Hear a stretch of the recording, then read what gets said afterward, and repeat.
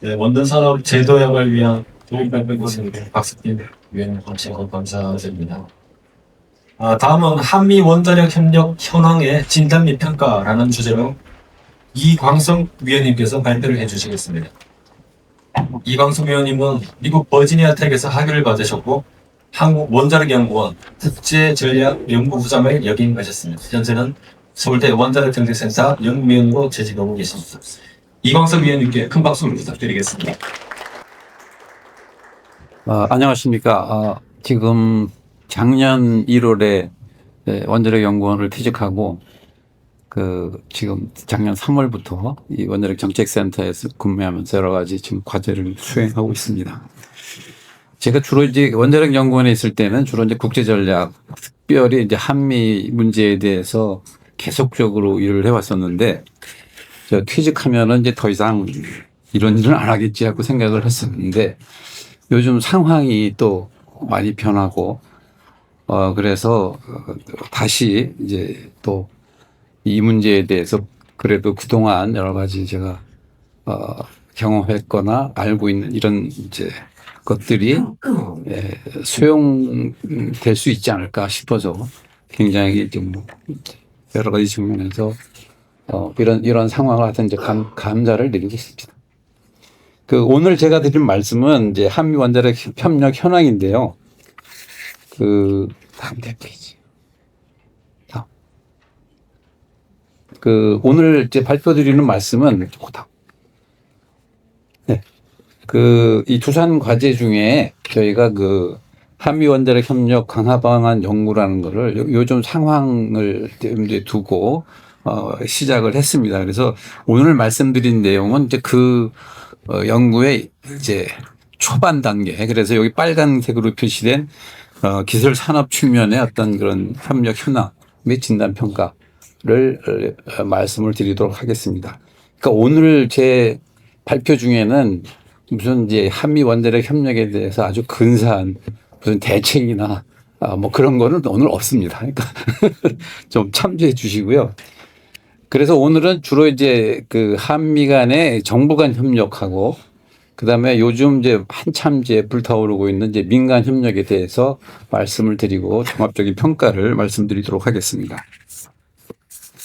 일단 한미 원자력 협력에 있어서는 아무래도 제일 중요한 것이 저희가 그래도 역사가 있기 때문에요. 지금 60년 이상 되는 역사를 제가 이제 한 페이지로 좀 요약을 해봤습니다. 그래서 일단은 우리나라가 모든 것이 지금 미국하고의 협력, 특별히 어떤 지원을 통해서 저희가 원자력 개발을 시작을 했고, 특별히 우리나라의 첫 번째 연구로 원자로, 그다음에 첫 번째 원전, 그다음에 우리 기술 이전, 원전 기술 이전 모든 게 이제 미국으로부터 됐죠. 그러다 보니까 이제 저희가 숙명적으로 만날 수밖에 없는 것이 핵물질의 이제 오리진 문제. 그러니까 미국산 핵물질을 우리가 가질 수밖에 없었고요. 그다음에 어떤 기술들도 어떤 이제 오리진이 이제 이건 미국 거다 하는 이런 것들이 이제 지금까지도 계속적으로 이제 문제가 되어 왔던 걸로 보고 있습니다. 그러니까 하여튼 미국으로부터 엄청나게 저희가 지원을 받아서 엄청난 원자력 개발을 이루었고 다만 그거의 어떤 레가시 비슷한 것들이 아직도 많이 남아있기 때문에 이제 그런 것들을 많이 해소해 나가야 되는 그런 상황이 있는 거죠. 70년대 중반부터는 이제 이 정부 간의 채널이 구축이 돼서 운영이 되어 왔었고요.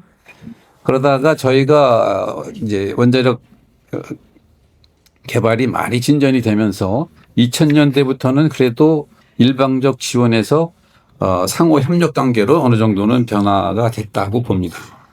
그리고 해결료 주기 분야 특히 에서는 상당한 양국 간의 어떤 애증 관계가 있었다. 그래서 70년대에는 이제 재처리 시설 포기라든지 80년대에는 텐덤 주기 연구 개발 중단이랄지 그러니까 미국의 어떤 정치적 압력에 의해서 좀 중단이 된 경우가 있었고요. 그러다가 이제 90년대부터는 그래도 이제 뒤픽이나 파이로를 통해서 미국이 이 해결료 주기 분야에서도 협력을 해나가는 그런 상황이 됐었고요. 그 다음에 이제 2010년 10월부터 4년 만에 협상, 그때 한미원자력 협정이 개정이 되면서 이제 미국의 어떤 시각이 이제 이전만 하더라도 한국은 완전히 이제 미국이 키운 뭐 자식이다. 뭐 이런 식의 어떤 생각들이 미국 특히 행정부 내에는 이제 그런 생각들이 많았었다고 생각을 합니다. 그런 것들이 어느 정도 조금 변화의 조짐을 보였던 것이 이 한미협정 개정에서 그런 조짐들이 좀 보였고, 근데 이제 좀 어떻게 보면 좀 약간 불행하게 그런 문제들이 계속 좋은 방향으로 진전이 된 게 아니라 이제 오히려 2010년대 말에 웨스팅하우스하고의 IP 문제가 불거지면서 이 정부 간 협력도 거의 중단이 되는 그런 사태가 왔었죠. 그리고 이게 이제 작년 1월 달에 전체적으로 정부 간 산업체 간에 타결이 돼서 새로운 무대를 맞이했고, 그다음에 2000년대 들어와서는 이제 민간 원자력 협력이 상당히 많이 증대가 됐습니다. 특별히 SMR 분야에서부터 시작을 해가지고 대형 원전 분야까지 민간 원전이 시작이 됐고, 특별히 또 올해 작년이죠. 정상회담에서 이제 농축 제철이 얘기가 나오면서 팩스트 시트가 나왔고, 그에 따라서 또 지금 이제 양국 간에 협의를 하는 그런 식이 돼 있습니다. 그래서 상당히 지금 현재가 이 변화의 큰 이제 이 방향을 결정하는 그런 시기가 아닌가 그런 생각이 많이 듭니다. 그래서 특별히 지금 이제 미국하고 한국의 문제는 그냥 어떤 협력을 하면 되는 그런 단순한 관계라기보다는 특별히 어떤 정부가 많이 개입이 돼서, 특별히 이제 미국의 입장에서는 한국을 아까도 말씀을 드렸지만 본인들이 키운 자식이라는 생각이 있고, 그다음에 이 친구들이 어디로 튈지 모른다는 그런 또 어떤 신뢰의 또 문제가 아직까지도 있고, 그런 측면에서 보면 상당히 많이 이런 공공기관 협력이나 민간 협력이나 다 어떤 정부의 영향력이 어느 정도 아직도 지탱이 되고 있다 하는 말씀을 또 드리겠습니다. 그래서 일단 다음에 정부 간 협력은 주로 이제 협력 채널, 창구를 좀 말씀을 드리면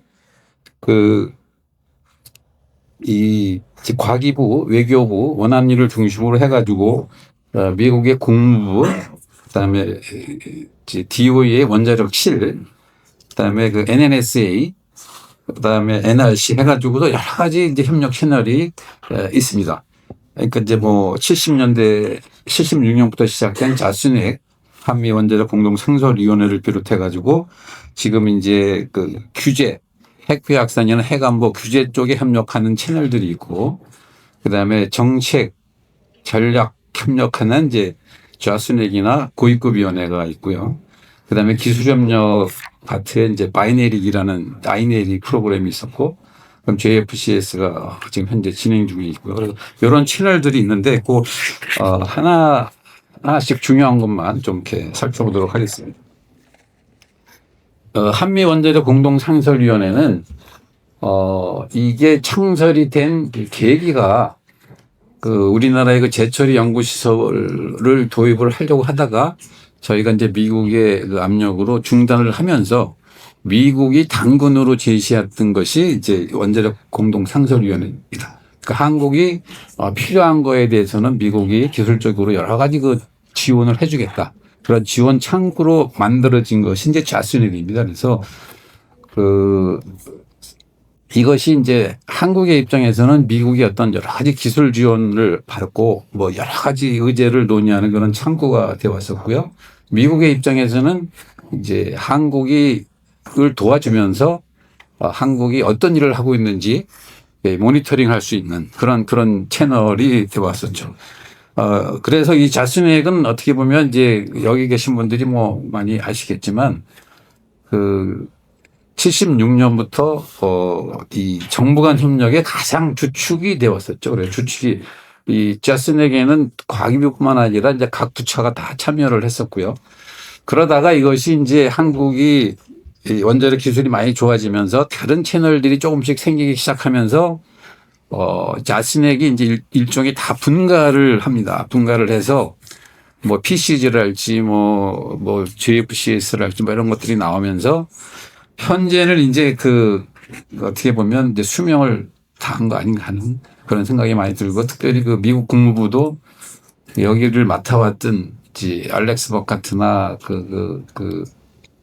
리처드 스트로프도 이런 사람들이 다 은퇴를 하면서 이어받을 사람이 지금 이제 없는 상태, 그런 상태에 있습니다. 그래서 이거는 자스넥은 좀 이제 수명이 다한 거 아닌가 하는 생각을 합니다.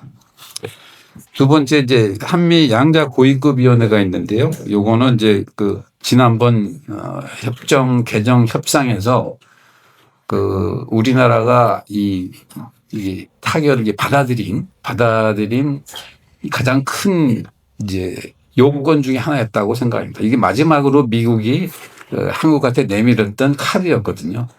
그래서 그 양자 고위급 위원회에 한국도 상당히 많이 그 기대를 걸었었고, 그래서 1차 회의는 굉장히 아주 크게 잘 개최를 했었는데, 그 뒤에 이제 2차 회의를 하고 나서는 또 이것도 IP 문제 때문에 이제 뭐 아니면 다른 여러 가지 이래서 미국이 이제 개최를 이제 합의를 안 해줬죠. 그래서 이자까지 아직도 개최를 못 하고 있는 상태에 있습니다. 굉장히 그 좀 안타까운 그런 일이었다. 암만 어떤 그런 IP 문제가 있더라도 이런 채널은 계속 가동을 했었어야 되는데 그걸 못한 것이 좀 안타깝습니다. 이런 것들이 어떻게 보면 이제 미국의 한국에 대한 시각을 보여주는 거라고 그렇게 또 생각하시면 되겠습니다. 그 다음에 이제 그 JFCS인데요. 이것도 그 JFCS가 출범하게 된 동기는 미국의 입장에서는 이제 그 한국이 파이로에 대한 연구 개발을 많이 진행을 하면서 어차피 협정 개정 시한은 다가오고, 근데 이 파이로에 대해서 한국이 많이 요구를 하고 막 이럴 것 같으니까 그걸 어떻게 무마해 볼까 하면서 미국이 착안한 생각 중에 하나라고 또 봅니다. 이게 그래서 그 10년이라는 긴 시간을 이제 같이 연구 개발하면서 파이로에 대해서 알아보자고 한 것이었고요. 그리고 미국 자체도 이제 파이로 기술 개발을 해야 될 필요성도 있었고, 그래서 이제 실질적인 어떤 연구 개발 프로젝트로 시작이 돼서 10년 원래 10년에서 2000년 말에 원래 2020년 말에 원래 끝냈어야 되는데 그렇게 되지 못했죠. 이게 뭐 여러 가지 사정들이 겹치면서 현재는 이제 그 약간 고연소도 스펜 퓨얼에 대한 추가 연구를 현재 아직 수행 중에 있습니다. 지금 얘기로는 아마 올해 말에 뭐 끝날 수 있다고 얘기를 하는데 아직 그거는 좀 두고 봐야 될 것 같고요. 그래서 이 GFCS는 지난 협정 개정에서 아주 중요한 역할을 합니다. 그래서 이 파이로 관련된 그 동의 문제, 이 문제를 미국이 이제 지연을 시키면서 GFCS가 끝나면 완료가 되면 그거에 대한 협의를 하겠다 하는 것이 이제 기본적인 지난번 협정 개정의 타결 내용이었거든요. 그래서 GFCS는 이제 그런 이제 결과가 상당히 향후 협의에 중요한 역할을 한다 보시면 되겠습니다. 그 다음에 그 기타 뭐 여러 가지 퍼스트 프로그램, 미국 국무부에서 주관하는 이제 퍼스트 프로그램이랄지, 그 다음에 해관보 분야에 있어서 뭐 그 HEU 미니마이제이션 관련된 여러 가지 사업들, 공동 연구 이런 것들이 이제 정부 간에 진행이 됐다, 그렇게 보시면 되겠습니다. 그래서 이 정부 간 협력을 이렇게 보면 이 18년 이후, 그러니까 18년, 19년부터는 회의를 전혀 개최를 지금 못 하고 있는 중이고요. 그리고 이 정부 간 원자력 협력 채널에 대한 역할의 어떤 재평가가 필요하다. 그래서 아까 말씀드렸던 자스넥이랄지 이런 거에 대해서 앞으로의 그 협력 채널은 좀 뭔가 국가 차원의 전략적 협력 사업을 추진을 한다든지 한국의 기술 자율성 제고하는 전략적 논의 창구, 그러니까 우리 예를 들면 뭐 민간 기술에 대한 문제랄지 이런 것들을 논의하는 거. 그다음에 민간 원자력 협력을 정책적 제도적으로 지원해주는 창구 뭐 이런 것들을 성격으로 해서 협력 채널 정비가 필요하지 않나 이렇게 생각을 합니다. 그래서 이제 개인적인 생각으로는 이전까지 이 한미 원자력 협력의 가장 중심적인 역할을 했던 자스넥 그 한미 공동 상설위원회는 이제 뭐 역할을 다한 것으로 평가가 되고요. 그래서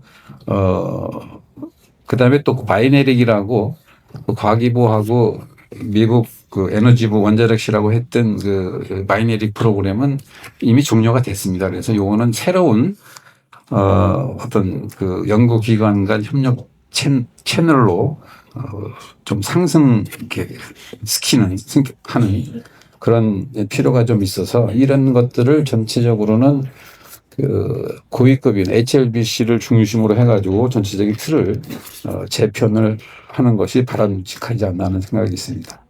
그리고 HLBC 자체도 현재 있는 워킹그룹 체계를 그대로 가서는 전혀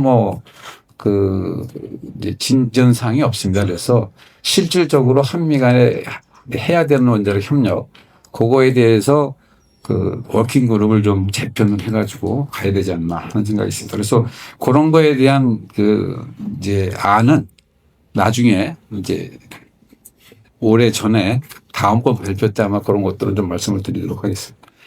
그리고 이제 지금 이제 팩스 시대에 따라서 농축 제철이 협의를 하게 돼 있고 협력 범정부 TF가 이제 출범이 돼서 이제 협의를 하게 돼 있는데요. 이게 사실상은 굉장히 이제 힘든 일이라고 봅니다. 이렇게 뭐 미국이 쉽게 그렇게 예스 해줄 것 같지도 않고. 하지만 하여튼 이건 굉장히 그 정상 간에 이야기했던 상황이라서 우리한테는 상당히 큰 기회다 하는 생각이 듭니다. 어떤 여러 그 노력과 시간이 필요하겠지만 저희가 어느 정도는 좀 많이 서포트를 좀 해야 되는 상황이 아닌가 싶습니다. 그다음에 이제 민간 원자력 협력 분야인데요. 이 분야는 저보다도 아마 여기 계신 분들이 더 지금 상황을 다 잘 알고 계실 거라고는 많이 생각이 듭니다. 그래서 이건 민간 원자력 협력을 제가 직접 했던 것이 아니라 일반적인 어떤 이 뉴스나 이런 것들을 중심으로 해서 살펴본 사항을 좀 말씀을 드리도록 하겠습니다. 그 대형 원전 분야에 있어서는 그 한미 원자력 협력으로 봤을 때 그 바라카 원전 건설 사업이 굉장히 성공적이었고 아주 좀 미국한테도 이거는 굉장히 좋았던 그런 사업이 아니었나 이렇게 생각을 합니다. 그다음에 이제 APR 1400 설계 인증 이런 이제 두 가지가 다 보면 이제 IP 문제가 불거지기 전에 어떻게 보면 이제 많이 진행이 됐던 사항들이고요. 이것만 봤을 때는 한미 간에 상당히 좋은 관계로서 갈 수 있는 그런 것들을 많이 보여준 거다 이렇게 생각을 합니다. 그다음 페이지 보시면 이제 이 대형 원전 분야, SMR 분야 쪽에 민간 협력이 진행이 되면서 하여튼 이 대형 원전 분야도 민간 협력이 많이 이제 진행이 되고 있죠. 그래서 특별히 이제 이제 미국의 그러니까 AP1000 쪽하고 우리나라의 이제 두산이나 현대건설이나 그런 EPC 하는 이런 것들과의 협력이 상당히 많이 이제 진행이 되고 있는 것으로 알고 있습니다. 그리고 일단은 이제 한수원이 이제 지적권 문제를 이제 타결을 한 문제도 어떻게 보면 상당히 이 잘잘못을 따지기 전에 굉장히 중요한 그런 현재의 한 상황이다 이렇게 말씀드릴 수가 있고요. SMR 분야가 이제 2020년 뒤에 넘어 들어오면서 굉장히 많이 이제 이 진행이 되기 거의 경쟁적으로 많이 우리나라 큰 이제 대기업들이 이제 미국의 SMR 밴더들하고 많이 하면서 이게 어떻게 일종의 이제 붐이 되면서 처음에는 상당히 많이 이게 실체가 있는 건가 하는 생각들을 많이 했었는데 시간이 지나면서 이게 상당히 구체적인 모습이 보이고 이것이 어떻게 보면 민간 협력이 정부 간의 어떤 협력을 이렇게 북돋을 수 있는 그런 또 차원이 생기지 않았나 하는 생각이 많이 듭니다. 그 다음 페이지. 그 SMR 분야 거기 또 보시면 이제 초기에 비해서 상당히 많은 부분 구체적인 모습을 띄기 시작을 했다. 굉장히 고무적인 현상이라는 생각이 많이 듭니다. 그리고 그 해결료 주기 분야에 있어서도 저희가 한수원이 그 센트러스랑 이제 그 농축 서비스 계약을 체결을 하고 그다음에 또 변환 분야에 있어서도 미국의 그 컴버다인하고 또 장기 공급계약을 체결하고 이런 것들이 이제 그 또 다른 차원의 한미의 어떤 전략 협력을 만들어내고 있지 않나 이런 생각을 하고 있습니다.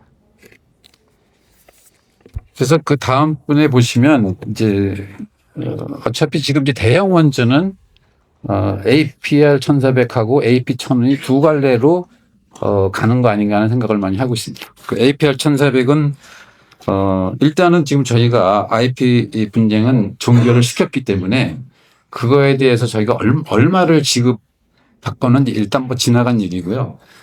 하여튼 종결을 했다는 것이 상당히 저는 중요하다는 생각이 많이 듭니다. 이걸 보면서, 미국이 우리가 웨스팅하우스는 다 죽었다. 막 이게 생각을 막 말을 하고 많이 그랬는데, 미국이 가지고 있는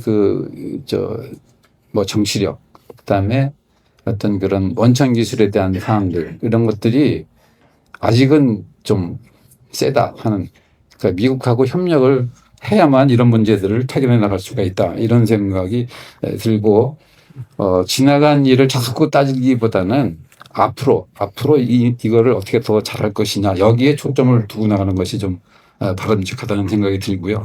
그 다음에 AP1000에 있어서 이거는 뭐 일단 저희들이 다 물꼬가 일단 터졌다고 봅니다. 그래서, 이제 그동안에 좀 멈칫멈칫하던 이제 두산이나 현대나 뭐 이런 저기들이 이제 본격적으로 아마 이제 이 협력에 나설 걸로 생각이 들고요. 그 APR 1400이든 AP 1000이든 하여튼 이런 것들이 우리나라 원자력 산업이 글로벌 리더로 나가는 데서는 어떤 초로의 기회가 되고 있다는 생각이 듭니다. 그다음에 이제 SMR 협력도 지금 조금씩 이제 점점 더 구체화된 모습을 띠고 있지만 정말 건설에 들어가게 되면 더욱 구체화되고 확대가 전망이 됩니다. 그래서 어떤 SMR이 과연 시장을 석권할 것이냐 뭐 이런 게 굉장히 큰 관심사일 텐데요. 그리고 다행히 우리가 이제 여러 기업들이 조금은 좀 이 포트폴리오를 좀 그래도 만든 게 아닌가 우리나라 입장에서는. 그래서 좀 이제 세계 시장에서 앞으로 하는데 대처가 충분히 가능하다고 보고, 이와 함께 이제 우리가 이제 스마트 100이나 이제 ISMR하고 어떤 경쟁은 이제 불가피한 거 아니냐. 하여튼 그래서 이거를 뭐 어느 게 옳다 뭐 그런 것이 아니라 이제 경쟁을 해야 되는 거죠. 그래서 그렇게 봅니다. 그다음에 해결료 주기 분야에서는 전략적 협력 확대 전망을 해서 이제 이런 아까 에너지 안보 얘기도 나왔지만 원전연료 안전 공급의 토대가 될 걸로 봅니다. 보고 이것이 조금 더 연장이 된다면 우리 이제 지금 얘기되고 있는 국내 농축 문제도 연장성산에서 아마 우리가 추진을 해볼 수 있지 않을까 싶은 생각이 듭니다. 이게 종합평가에 보시면 하여튼 지금 이제 전체적인 분위기는 상당히 많이 이제 하여튼 뭐 예년에 비해서는 좋아졌다는 생각이 많이 듭니다. 근데 이게 그냥 공짜로 뭐 이렇게 뭐 앞으로 뭐가 될 거라는 생각은 안 들지만 저희가 충분히 노력해 볼 수 있는 여지가 상당히 많이 생긴 거 아닌가 하는 생각이 듭니다. IP 문제 일단락됐고요. 민간 분야 굉장히 활발히 진행 중에 있고, 그다음에 미국이 지금 굉장히 많이 원자력 분야에 지원을 하고 많이 지으려고 하는데 이제 한국이 여기에 참여할 수 있는 가능성이 상당히 높은 걸로 봅니다. 미국 자체가 이제 한국을 필요로 하고 있으니까요. 그리고 또 그 농축제철이 협의가 진행 중이고 이런 것들이 이제 저희가 지금 이제 어느 정도 이렇게 잘 하느냐에 따라서 앞으로의 그 저기를 결정할 수 있는 굉장히 이제 중요한 시점에 있다. 그래서 어떤 기술적, 제도적, 외교적 차원의 통합적으로 접근을 하게 되면 이제 글로벌 리더로 도약할 저로의 기회가 아니냐. 그래서 어떤 기술적 협력, 제가 오늘 이제 말씀드린 내용들, 그다음에 제도적인 것인가 협정 문제랄지 그 협력 채널 이런 걸 합리화시키고 외교적인 어떤 동맹 관계를 만들어 나가면 이게 단순히 이제 어떤 기술 산업적인 문제는 분명히 아니라는 거죠. 그러니까 다른 문제들하고 다 엮여져야 우리가 이제 기회로 활용할 수 있는 거라 생각이 많이 듭니다. 그다음에 요거는 제가 한미 원자력 협력 1.0, 2.0 해가지고 1.0 세대는 미국이 일방적인 어떤 지원, 그다음에 뭐 정부 주도, 한미 원자력 협력의 정부 주도, 그다음에 이제 자신에게 중심이 되고 농축 제철이 금지고, 그다음에 한미 안보 동맹에 있어서도 이제 1.0 그런 얘기를 하더라고요. 그래서 1.0, 2.0을 그래서 그것도 이제 2.0으로 넘어가고 여기에 이제 뭐 어떻게 보면 원자력 추진 잠수함까지도 다 포함할 수 있는 그런 내용이 되겠죠. 그래서 2.0으로 우리가 이제 좀 넘어가는 그런 단계에 이제 있다고 봅니다. 단계에 있다고 봅니다. 그래서 협정 개정이 사실 첫 번째 어떤 이런 이제 이 넘어가는 단계였었고요.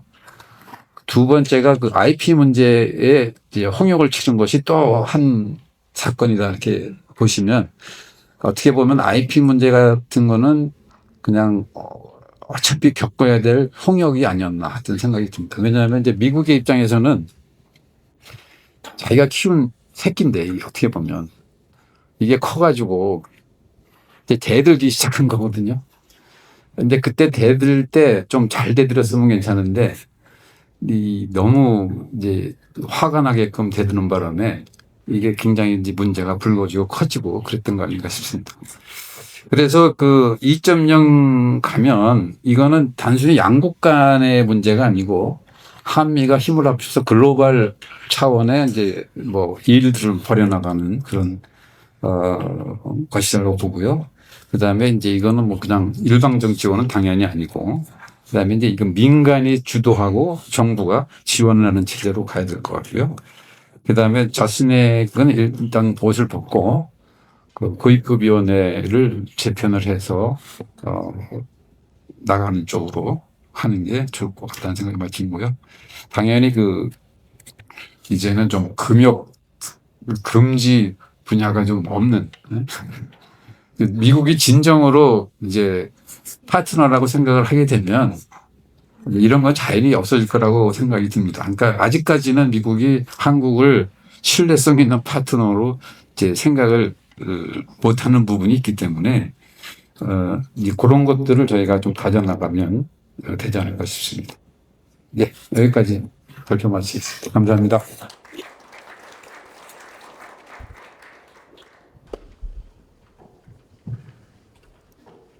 질문 있으십니까?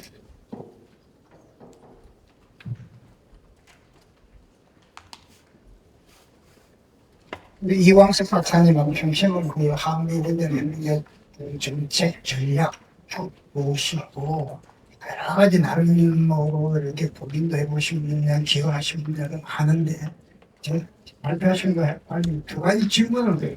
첫째, 25년 트럼프하고 이재명 대통령이 한미 정상회의 하면서 농축 제철의 문제를 끄집어냈잖아요.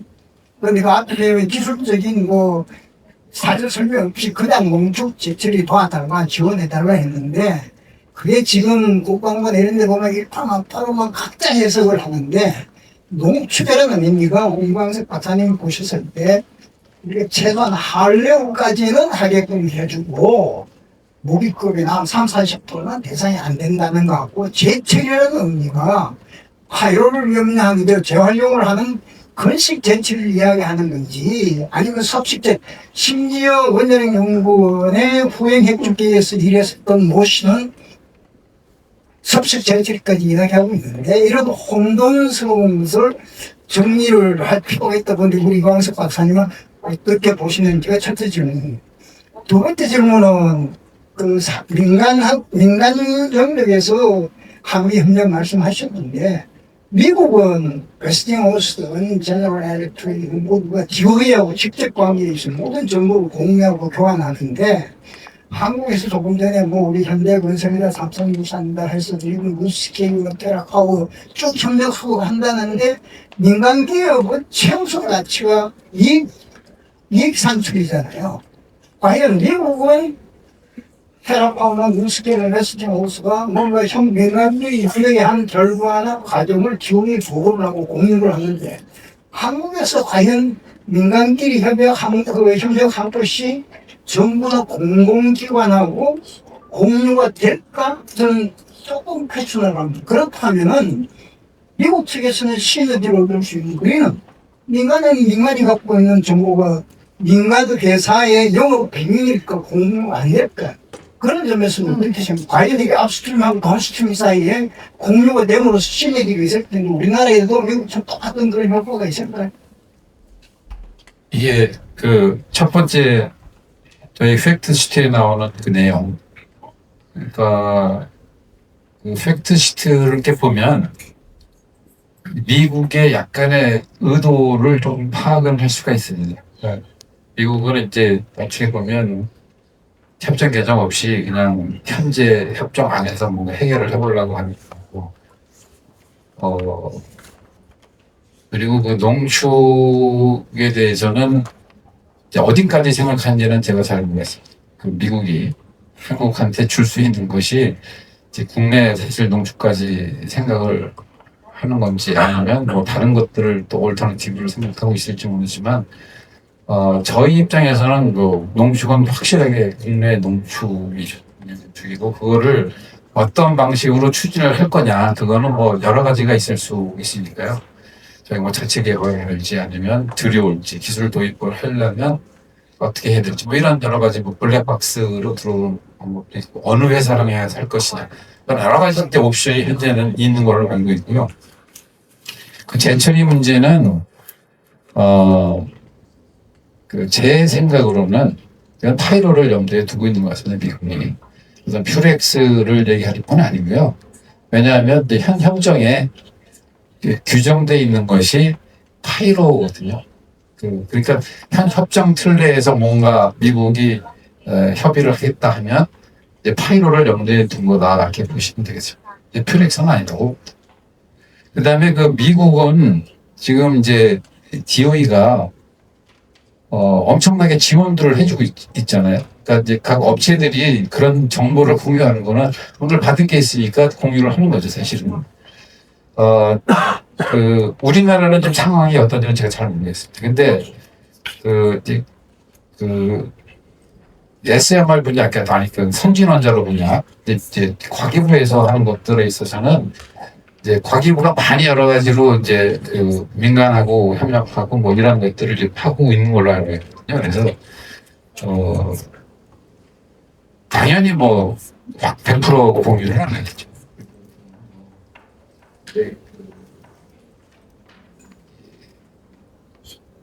공유를 하는 것이 아마 각 업체한테도 도움이 된다. 꼭 보면 공유를 하겠죠. 근데 그런 것들을 어떻게 보면 정부가 많이 좀 생각을 해서 업체들한테 이제 그 유도를 해야 된다고 생각합니다. 미국 업체들도 뭐 100% 다 공유를 하겠습니까? 다 100%는 아니겠죠. 중요한 거는 또 이렇게 좀 쥐고 있는 것도 있을 거라고 봅니다.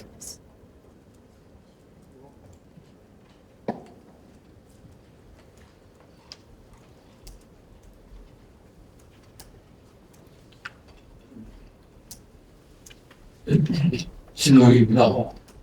정책센터의 님, 한국에는 우리 이광석 부장님하고 우리는 인연이 있기 때문에 서로 아는 내용에 대해서 질문하는 점이 있고요. 한 가지 좀 뭔가 이렇게 그림을 그리는데 도움을 드리고자 한다면 저도 뭐 오픈소스에서 나온 모든 인포메이션을 가지고 말씀드리는데 지금 나온 얘기를 다 이 뭔가 블루프린트나 로드맵을 그리기 위해서 그 한미 간의 그 팩트시트 점검을 위한 미국 대표단이 오게 돼 있습니다. 그게 뭐 신문에서 보시겠지만 그게 뭐 빠르면 2월 말 3월 초 하는데 문제는 트럼프입니다. 지금 관세 문제로 인해가지고 모든 게 지금 미화해서 지금 뭐 뚜껑 열려가지고 다시 뭐 관세를 15% 풀리기 때문에 그러니까 준비하는 과정이 있었음에도 불구하고 트럼프 최고의 결정권자가 흔들리니까 이게 이 관세 문제가 사달이 나니까 결국은 안보에서 특히 이 핵 잠수함하고 농축 대처리까지 영향을 받을 수밖에 없어서 신문 보시면 아시겠지만 이 미국 대표단이 오는 게 자꾸 늦어지고 그래서 이러한 여러 가지 그러니까 unanswered question이잖아요. 많은 질문이 있는데 답이 안 나오는 이제 그런 상황인데 제가 보기에는 그나마 정상회담에서 팩트시트에서 서로 얘기하고 오늘 두 번째 제가 기사로 보내드린 걸 보면은 국무부 장관 루비오하고 우리 한국의 외교부 장관인 조현 장관하고는 개인적인 신뢰가 확실히 형성이 되어 있습니다. 그리고 에너지 자원 장관 크리스 라이트도 그래서 자기 비서실장을 보내가지고 약간의 그 미안함과 양해를 구한다는 선에 와서 앞으로 이제 일정을 다시 잡아야 되고 어떤 식으로 진행해야 되지 않을까 하는 그런 메시지를 전달하고 간 것 같아요. 그래서 이런 긍정적인 면이 좀 없잖아 있습니다. 이제 다만 이게 트럼프 대통령의 머릿속에는 항상 돈입니다. 돈. 그러니까 미국한테 관세를 갖다 준 거, 그다음에 투자하게 해준 거 이런 재정적인 기여에 대해서 고마워하는데 지금 핵잠수함 문제는 틀림없이 머릿속에 나와 있는 것 같아요. 근데 트럼프가 말한 것에서 농축 대처가 나온 적이 없습니다. 우리가 같이 포함을 시켜가지고 문제 해결하고 있는데 팩트시트에 나와가지고 제가 그 좀 하나의 궁금한 게 있습니다. 그래서 이광석 부장님이 답을 지금 아까 저 장문희 박사님이 여쭤본 거 비슷한데 우리는 핵잠수함하고 이 농축 제철이 문제를 따로 보고 있는데 미국에서는 그걸 한 팀이 와서 협의를 하려고 그러는 계획을 갖고 있는 것 같아요. 그래서 그 핵잠수함에 들어가는 저농축이라도 그 아까 할리우드 말씀하셨는데 그 농축 기술하고 우리가 핵 발전소, 원자력 발전소에 우리가 농축 권한을 확보해서 만드는 그 농축, 우라늄 농축하고 기술이 다른 거냐? 한 군데서 할 수 있는 거냐? 근데 국방부하고 지금 산자부 기우고 다 아직도 전혀 그림을 못 찾고 있는데 어떤 방향이 가장 바람직한 건지 우리 원자력 전문가 그들이나 아니면 우리 이광석 부장님이 어떤 생각을 하고 계시냐 알겠습니다. 이제 팩트 시트에 보면 농축에 관련돼서는 분명하게 얘기를 하고 있거든요. 그러니까 평화적 목적의 농축이다. 그렇기 때문에 핵잠수함용의 어떤 그 농축은 미국이 얘기를 하고 있는 게 아니고요. 제가 보기에는 미국은 그 한루를 주겠다는 만약에 이제 준다면 꼭 한루 19.75% 이런 거의 어떤 한루를 공급할 수 있다는 얘기지 어떤 그 군사용 목적의 어떤 농축을 얘기하는 건 아니라고 봅니다. 그리고 이런 것들이 다 한루 공급이나 어떤 농축 문제나 비약성 문제 이런 것들이 다 NNS에서 하는 거거든요. 그러니까 한 팀이 될 수도 있는 거예요. 제가 보기에.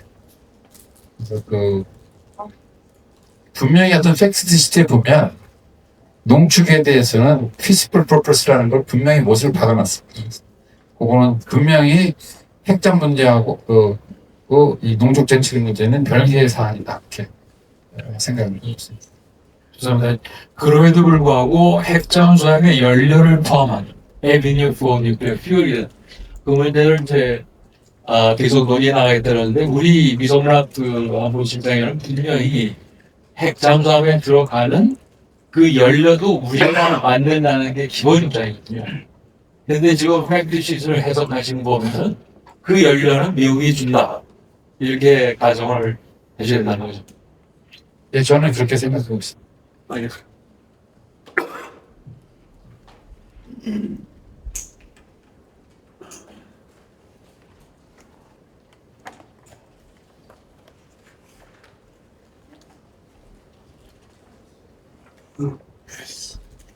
이게 좀 다른 문제가 될 수도 있는데 지금 한미 원자력협정을 개정을 지금 하고 있는 거예요.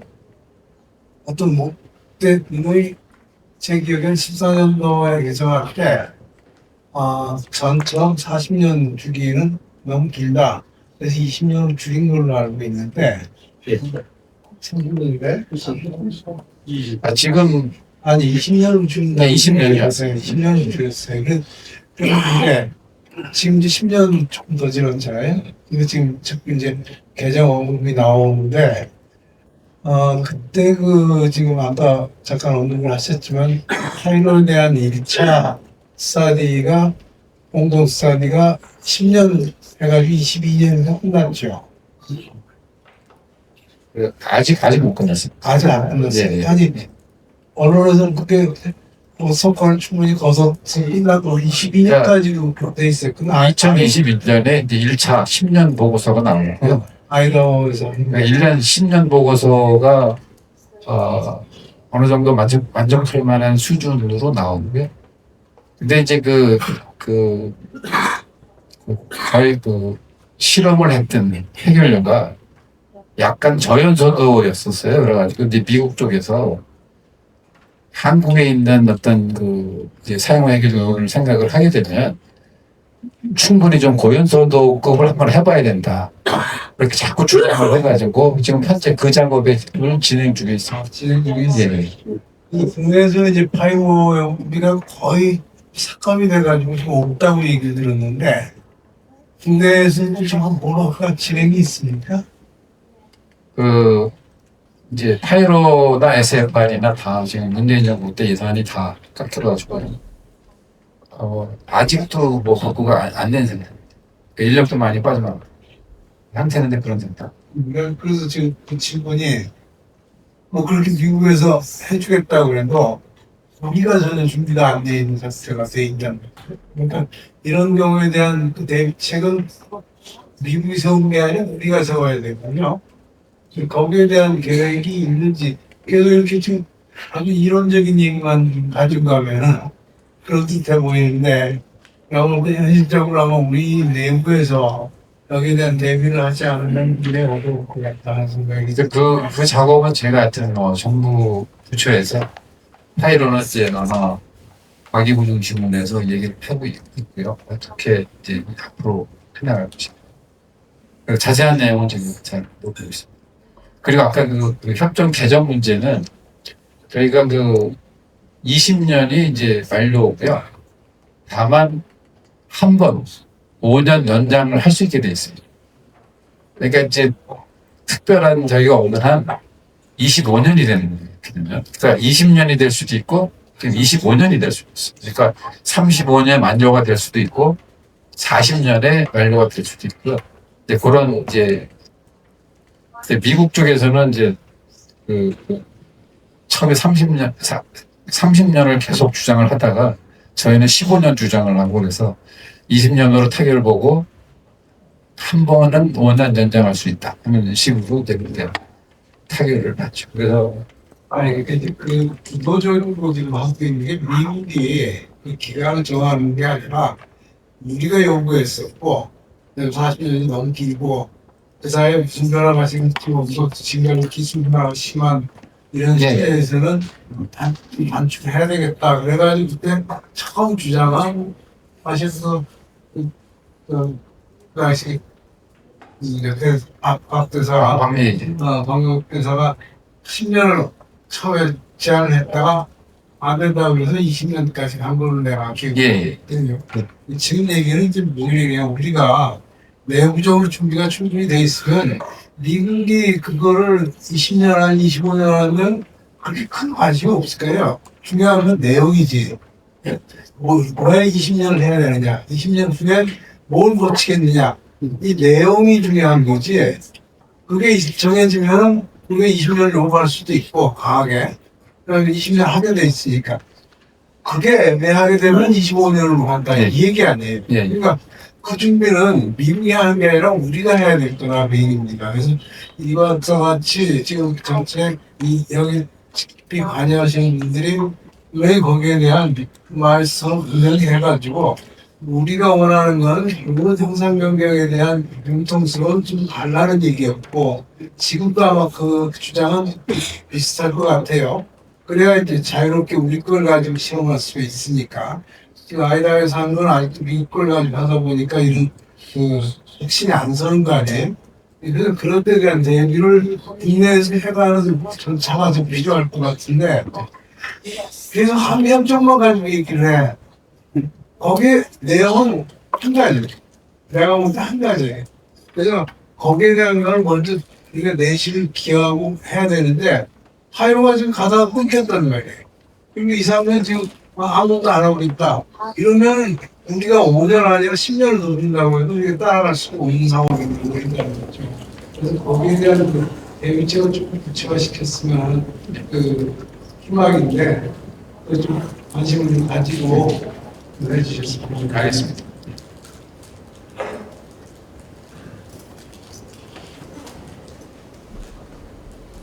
죄송합니다. 짧게 하겠습니다.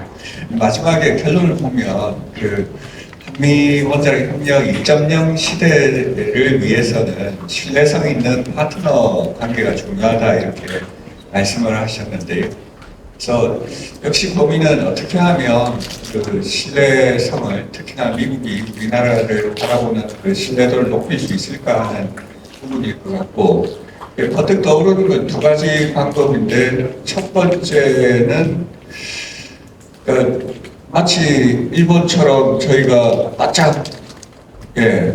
납작 엎드려야 되는 건지 아니면 뭐 지난 관세협정에서도 2,500억 불 투자였는데 뭐 더 내놔야 되는 게 방법인지 그게 첫 번째 방법일 수 있겠다 싶고요. 두 번째는 아까 마지막에 SMR 관련해서 우리 민간 부분에 한미 그런 협력 관계가 중요하겠다는 말씀을 주셨는데 저도 그렇게 든 생각은 그렇게 민간 부분에서 미국하고 우리나라가 뭐 타이트하게 그 카플이 돼 있는 상황이 더 발전되면 뭐 한미 원자력 협력도 좀 다른 페이지로 갈 수 있는 거 아닌가 하는 기대도 갖게 됩니다. 이거 외에 생각하시는 방안이나 어떻게 접근해야 될지 궁금합니다. 하여튼 그 문제는 뭐 저희가 아까 제가 이제 그런 말씀을 좀 드렸잖아요. 그러니까 이제 미국이 자기가 키운 어떤 자식같이 생각을 하는데 제 생각에는 예를 들면 어프로치를 그때 만약에 너무 이렇게 그냥 우리 혼자 할 수도 있다 뭐 이런 식으로 얘기하지 말고 AP천 웨스팅하우스도 우리가 도와줄 수 있다. 그다음에 이제 우리가 또 하는 거는 또 해가지고 참여해서 또 나가면 되지 않느냐 뭐 이런 식의 뭔가 굉장히 좀 현명하게 대처를 했더라면 그때 그랬더라면 그런 신뢰 문제가 그런 데서 쌓이는 거죠. 어떻게 보면. 근데 이제 이게 한번 이제 좀 삐끗해지면 단순히 우리가 이제 뭐 핵비약사 문제뿐만이 아니고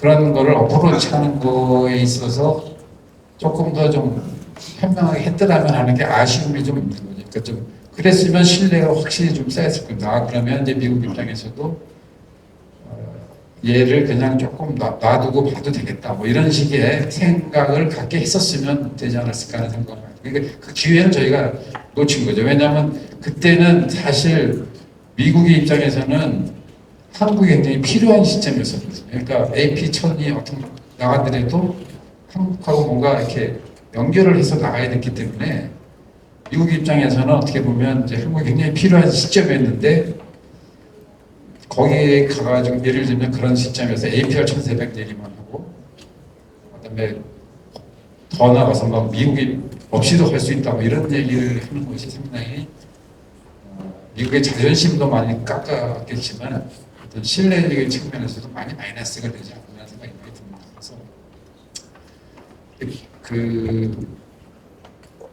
근데 하여튼 이게 관계라는 게 그런 식으로 커가는 거죠. 그러니까 그런 홍역을 한번 치렀으니까 다음번에는 이제 그런 일 없도록 좀 이렇게. 그리고 그렇게 크다고 아까 SMR 훈련 말씀하셨지만 민간 쪽에서 그렇게 막 가면 미국 정부도 무슨 말 못해요. 그러니까 그런 어떤 이 타이트하게 뭔가 협력이 진행이 되면 정부 간에도 상당히 그런 관계가 많은 변화가 있을 거라는 생각이 듭니다. 하여튼 저희가 이 신뢰 쌓는 문제는 우리를 알리는 것부터 시작을 해가지고 굉장히 오랫동안 공을 들여야 되는 거예요, 사실은. 그래서 한순간에 막 좋아졌어요. 그래서 저희가 저희 캐리 저희 협상하고 이럴 때 이제 워싱턴에 한 명을 계속 파견 보내가지고 그다음에 이제 가서 여러 가지 세미나도 하고 이런 여러 가지 작업들은 상당히 그게 한 지금 14년 정도 되거든요. 그런 것들이 어떻게 보면 상당히 많이 도움이 돼요. 어떤 신뢰를 주는 데 있어서 많이 좀 플러스가 많이 되는데 그런 것들이 조금은 더 진행이 돼야죠. 이건 신뢰성 확보하는 데는 완도가 없다고 보거든요. 그냥 진짜 꾸준하게 계속적으로 이런 걸 하는 방법이죠. 그리고 작년에 저희가 센트로스랑 협력한 거, 이런 것들이 상당히 미국한테는 많은 신뢰감을 줄 수가 있는 거죠. 그렇게 봅니다.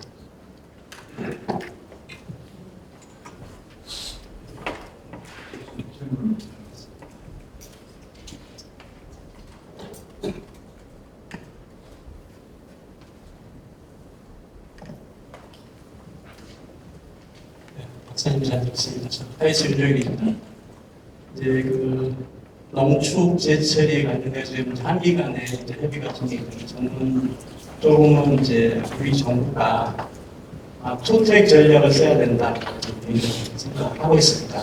농축은 박사님 소개에 말씀하신 것처럼 트럼프를 제외하고 미국 정가에서는 아마 허용할 가능성이 그렇게 높지는 않다. 한국 자체적인 기술 확보가 될까? 그게 블랙박스 형태로 들어오던 아니면 제3의 또 방안 우리가 이제 지분을 가지고 미국에 있는 농축해서 이제 투자하는 방식이죠. 센트러스 에너지가 하고 있는데 저는 이제 조금 우리가 할 수 있는 부분들은 좀 우리가 좀 찾아야 된다고 생각을 하고 있거든요. 특히 이제 파이로 기술 개발 측면은 한미 간의 협력 프레임이 이미 짜여져 있기 때문에 사실 우리 스스로 하지 않은 숙제들이 많습니다. 이제 JFC에서 하면서도 우리가 사용 해결료의 어떤 전에 환원까지는 우리 자체적으로 할 수 있었음에도 불구하고 그걸 이제 진행을 하지를 못했거든요. 결국 이제 미국은 그런 어떤 좀 민감한 기술의 어떤 협력 측면에서 보면 우리가 가지고 있는 우리가 확보한 기술까지 항상 그까지만 인정을 하고 그 이후에 있는 향후의 계획에 대해서 항상 좀 부정적인 그런 정책이나 이런 것들을 수행했는데 제가 좀 말씀드리고 싶은 것은 아까 박사님도 말씀하셨지만 문재인 정부 때 한미 간의 그런 협상들 논의의 장이 깨지고 했던 가장 큰 이유가 이제 미국에서는 우리나라를 바라봤을 때 정치적인 불합리성이 가장 크다고 보고 있습니다. 그에 반해서 우리 정부의 어떤 하이로 관련된 제철이 재활용 기술 측면에서 보면 국가 정책이 없습니다.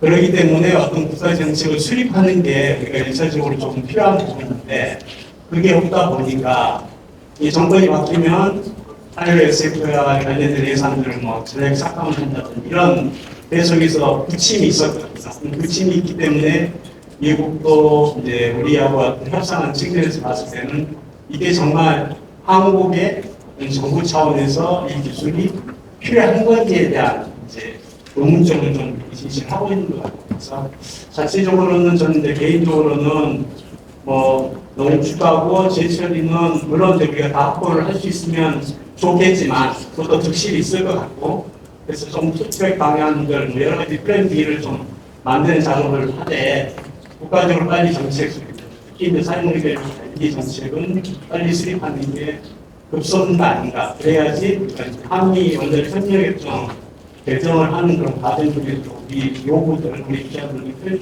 펼칠 수 있을 것 같은데 그게 없는 상황에서는 지금 아까 우리 이현철 교수 말씀하신 것처럼 우리가 뭔가 할 수 있는 것들을 하지 않고 해주면 하겠다라고 이제 미국에서는 그렇게 바라볼 가능성이 좀 있다. 그래서 그 부분을 조금 좀 우리가 좀 노력을 해야 되지 않을까 말씀 좀 드리겠습니다. 전적으로 동의합니다.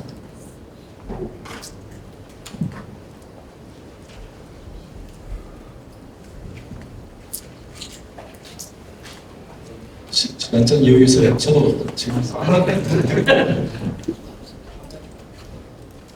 뒤에 나와 있는 한미 원자력 협력 1.0, 2.0 이렇게 구분 지어 놓으셨는데 주변 어떤 위원님의 개인적인 의견에 따라서 하신 건지 역사적인 계기가 있는 건지. 아니 저거는 그냥 제가 만들어 본 겁니다. 그 한미 안보동맹 1.0, 2.0 얘기를 해가지고 처음에는 원자력 동맹 1.0, 2.0 하려고 하다가 아직 동맹은 아닌 것 같아서 그냥 1.0, 2.0 잡아봤어요. 그러니까 좀 전체적인 우리가 좀 지향해야 될 방향을 좀 생각을 해봤어요. 네, 질문 없으시면 좋은 발표 주신 이광석 의원님께 큰 박수 부탁드립니다.